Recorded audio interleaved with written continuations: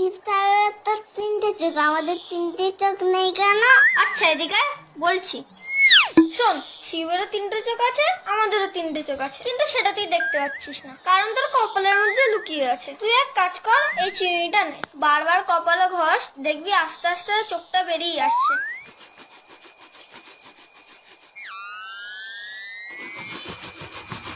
উফ, কি জ্বালা করছে, মনে হচ্ছে চোখটা দেখা আছে, দেখে আসি তো। এখনো দেখা যাচ্ছে না, মনে হয় আরো বসতে হবে। কোন কোন জায়গায় ব্যথা গো বান্ধবী ললিতা?